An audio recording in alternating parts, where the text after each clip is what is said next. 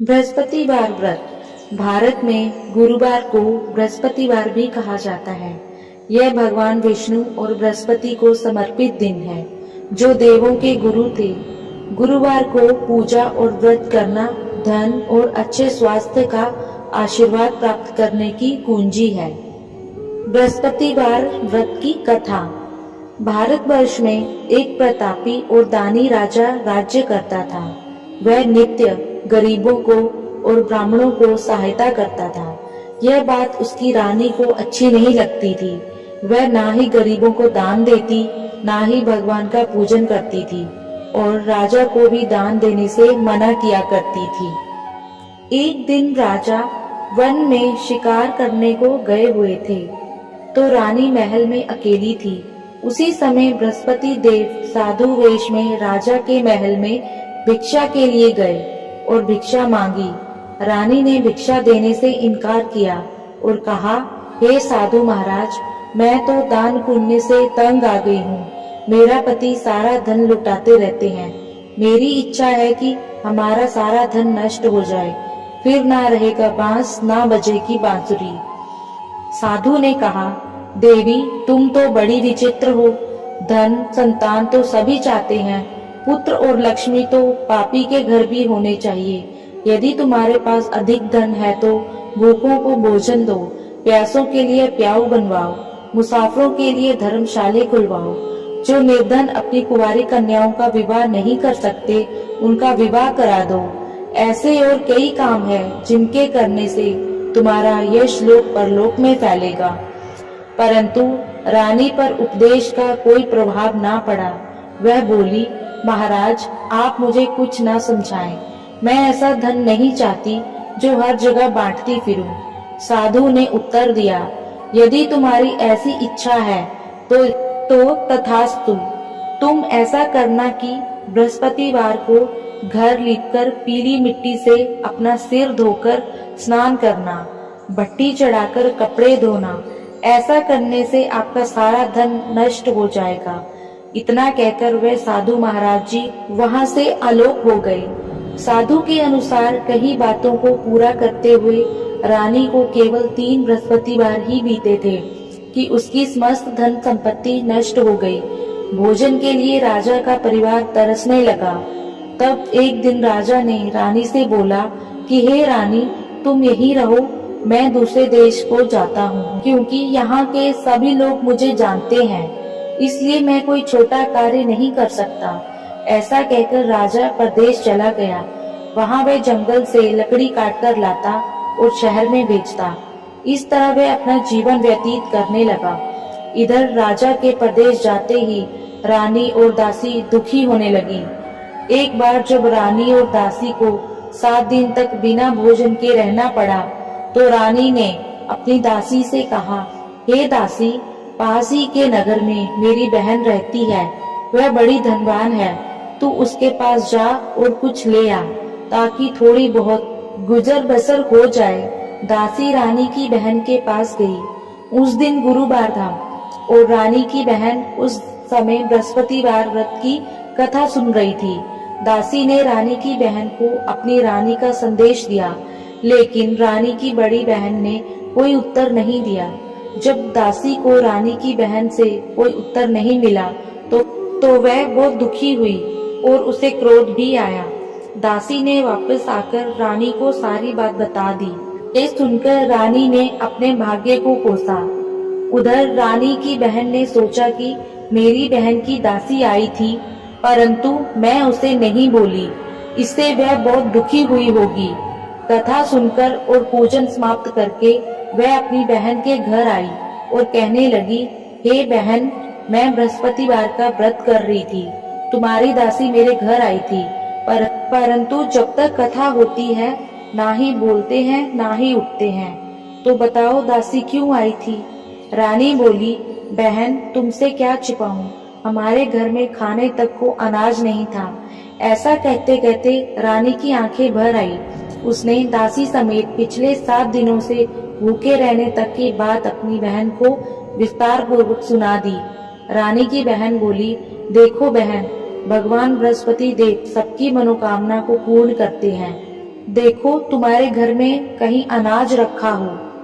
पहले तो रानी को विश्वास नहीं हुआ, पर बहन के आग्रह करने पर उसने अपनी दासी को अंदर भेजा तो उसे सचमुच अनाज से भरा एक बड़ा घड़ा मिल गया। यह देखकर दासी को बड़ी हैरानी हुई। दासी रानी से कहने लगी, हे रानी, जब हमको भोजन नहीं मिलता तो हम व्रत ही तो करते हैं, इसलिए क्यों ना इससे व्रत और कथा की विधि पूछ ली जाए ताकि हम भी व्रत कर सके। तब रानी ने अपनी बहन से बृहस्पतिवार के व्रत के बारे में पूछा। उसकी बहन ने बताया, बृहस्पतिवार के व्रत में चने की दाल और मुनक्का से विष्णु भगवान का केले की जड़ में पूजन करें तथा दीपक जलाएं। व्रत कथा सुने और पीला भोजन ही करें और पीले रंग के वस्त्र पहने, इससे बृहस्पति देव प्रसन्न होते हैं। व्रत और पूजन विधि बताकर रानी की बहन अपने घर को लौट गई। 7 दिन के बाद जब गुरुवार आया तो रानी और दासी ने व्रत रखा। गुड़ साल में जाकर चना और गुड़ लेकर आई, फिर उसके केले की जड़ तथा विष्णु भगवान का पूजन किया। अब पीला भोजन कहाँ से आए, इस बात को लेकर दोनों बहुत दुखी थे। चूंकि उन्होंने व्रत रखा था, इसलिए बृहस्पति देव उनसे प्रसन्न थे। इसलिए वे एक साधारण व्यक्ति का रूप धारण कर 2 थालों में सुंदर पीला भोजन दासी को दे गए। भोजन पाकर दासी प्रसन्न हुई और फिर रानी के साथ मिलकर भोजन ग्रहण किया। उसके बाद वे सभी गुरुवार को व्रत कर पूजन करने लगी। बृहस्पतिवार को भगवान की कृपा से उनके पास फिर से धन संपत्ति आ गई, परंतु रानी फिर से पहले की तरह आलस्य करने लगी। तब दासी बोली, देखो रानी, तुम पहले भी इस प्रकार आलस्य करती थी। तुम्हें धन रखने में कष्ट होता था, इस कारण सभी धन नष्ट हो गया, और अब जब भगवान बृहस्पति की कृपा से धन मिला है तो तुम्हें फिर से आलस्य आ रहा है। रानी को समझाते हुए दासी कहती है कि बड़ी मुसीबतों के बाद हमने ये धन पाया है, इसलिए हमें दान पुण्य करना चाहिए, भूखे मनुष्यों को भोजन कराना चाहिए और धन को शुभ कार्यों में खर्च करना चाहिए, जिससे तुम्हारे कुल का यश बढ़ेगा, स्वर्ग की प्राप्ति होगी और पितृ प्रसन्न होंगे। दासी की बात मानकर रानी अपना धन शुभ कार्यों में खर्च करने लगी, जिससे पूरे नगर में उसका यश फैलने लगा। एक दिन राजा दुखी होकर जंगल में एक पेड़ के नीचे आसन जमाकर बैठ गया। वह अपनी दशा को याद करके व्याकुल होने लगा। बृहस्पतिवार का दिन था। एकाएक उसने देखा कि निर्जन वन में एक साधु प्रकट हुए। वह साधु वेश में स्वयं बृहस्पति देवता थे। लकड़हारे के सामने आकर बोले, हे लकड़हारे, इस सुनसान जंगल में तू चिंता मगन क्यों बैठा है? लकड़हारे ने दोनों हाथ जोड़कर प्रणाम किया और उत्तर दिया, महात्मा जी, आप सब कुछ जानते हैं, मैं क्या कहूँ। यह कहकर रोने लगा और साधु को अपनी आत्मकथा सुनाई। महात्मा जी ने कहा, तुम्हारी स्त्री ने बृहस्पति के दिन बृहस्पति भगवान का निरादर किया है, जिसके कारण रुष्ट होकर उन्होंने तुम्हारी यह दशा कर दी। अब तुम चिंता को दूर करके मेरे कहने पर चलो तो तुम्हारे सब कष्ट दूर हो जाएंगे और भगवान पहले से भी अधिक संपत्ति देंगे। तुम बृहस्पति के दिन कथा किया करो। 2 पैसे के चने मुनक्का लाकर उसका प्रसाद बनाओ और शुद्ध जल से लोटे में शक्कर मिलाकर अमृत तैयार करो। कथा के पश्चात अपने सारे परिवार और सुनने वालों प्रेमियों में अमृत व प्रसाद बांटकर आप भी ग्रहण करो। ऐसा करने से भगवान तुम्हारी सब मनोकामनाएं पूरी करेंगे। साधु के ऐसे वचन सुनकर लकड़हारा बोला, हे प्रभु, मुझे लकड़ी बेचकर इतना पैसा नहीं मिलता जिससे भोजन के उपरांत कुछ बचा सकूं। मैंने रात्रि में अपनी स्त्री को व्याकुल देखा है। मेरे पास कुछ भी नहीं है जिससे मैं उसकी खबर मंगा सकूं। साधु ने कहा, हे लकड़हारे, तुम किसी बात की चिंता मत करो। बृहस्पति के दिन तुम रोजाना की तरह लकड़ियां लेकर शहर को जाओ। तुमको रोज से दुगुना धन प्राप्त होगा, जिससे तुम भली भांति भोजन कर लोगे तथा बृहस्पति देव की पूजा का सामान भी आ जाएगा। इतना सब कहकर साधु अंतर्ध्यान हो गए। धीरे धीरे समय व्यतीत होने पर फिर वही बृहस्पतिवार का दिन आया। लकड़हारा जंगल से लकड़ी काटकर किसी शहर में बेचने गया। उसे उस दिन और दिन से अधिक पैसा मिला। राजा ने चना गुड़ आदि लाकर गुरुवार का व्रत किया। उस दिन से उसके सभी कलेश दूर हो गए। परंतु जब दोबारा गुरुवार का दिन आया तो बृहस्पतिवार का व्रत करना भूल गया। इस कारण बृहस्पति भगवान नाराज हो गए। उस दिन उस नगर के राजा ने विशाल यज्ञ का आयोजन किया था। शहर में यह घोषणा करा दी थी, कोई भी मनुष्य अपने घर में भोजन ना बनाए, ना आग जलाए। समस्त जनता मेरे यहाँ भोजन करे। इस आज्ञा को जो ना मानेगा उसे फांसी की सजा दी जाएगी। इस तरह की घोषणा संपूर्ण नगर में करवा दी गई थी। राजा की आज्ञा के अनुसार शहर के सारे लोग भोजन करने गए, लेकिन लकड़हारा कुछ देर से पहुंचा, इसलिए राजा उसको अपने साथ घर ले गया और ले जाकर भोजन करा रहे थे तो रानी की दृष्टि उस खूंटी पर पड़ी जिस पर उसका हार लटका हुआ था। वह वहां पर दिखाई नहीं दिया। रानी ने निश्चय किया कि मेरा हार इस मनुष्य ने चुरा लिया है। उसी समय सिपाहियों को बुलाकर उसको कारागार में डलवा दिया। जब लकड़हारा कारागार में पड़ गया और बहुत दुखी होकर विचार करने लगा कि जाने कौन से पूर्व जन्म के कर्म से मुझे यह दुख प्राप्त हुआ है, और उसी साधु को याद करने लगे जो कि जंगल में मिले थे। लकड़हारा ये सब देखकर बहुत दुखी हुआ और सोचने लगा कि अब मैं क्या करूं। उसी समय तत्काल बृहस्पति देव साधु के रूप में प्रकट हुए और उसकी दशा को देखकर कहने लगे, अरे मूर्ख, तूने बृहस्पति देव की कथा नहीं करी, इस कारण तुझे दुख प्राप्त हुआ है। अब चिंता मत कर, बृहस्पतिवार के दिन कारागार के दरवाजे पर 4 पैसे पड़े मिलेंगे, उनसे तू बृहस्पति देव की पूजा करना, तेरे सभी कष्ट दूर हो जाएंगे। बृहस्पति के दिन उसे दरवाजे पर 4 पैसे मिले। लकड़हारे ने कथा करी। उसी रात्रि को बृहस्पति देव ने उस नगर के राजा को स्वप्न में कहा, हे राजा, तुमने जिस आदमी को कारागार में बंद कर दिया है वह निर्दोष है, वह राजा है, उसे छोड़ देना। रानी का हार उसी खूंटी पर लटका है। अगर तू ऐसा नहीं करेगा तो मैं तेरे राज्य को नष्ट कर दूंगा। इस रात्रि के स्वप्न को देखकर राजा प्रातःकाल उठा और खूंटी पर हार देखकर लकड़हारे को बुलाकर क्षमा मांगी तथा लकड़हारे को योग्य सुंदर वस्त्र आभूषण देकर विदा कर दिया। बृहस्पति देव की आज्ञा अनुसार लकड़हारा अपने नगर को चल दिया। राजा अपने नगर के निकट पहुंचा तो उसे देखकर बड़ा आश्चर्य हुआ।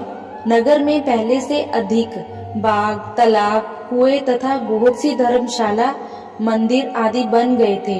राजा ने पूछा, ये किसका बाग और धर्मशाला है? तब नगर के सब लोग कहने लगे, ये सब तो रानी के हैं। तो राजा को आश्चर्य हुआ और गुस्सा भी आया कि ये सब क्या है। जब रानी को पता चला कि राजा नगर में आ रहे हैं तो उन्होंने दासी से कहा कि हे दासी, देख राजा हमको कितनी बुरी हालत में छोड़ गए थे। हमारी ऐसी हालत देखकर वह लौट ना जाए, इसलिए तू दरवाजे पर खड़ी हो जा।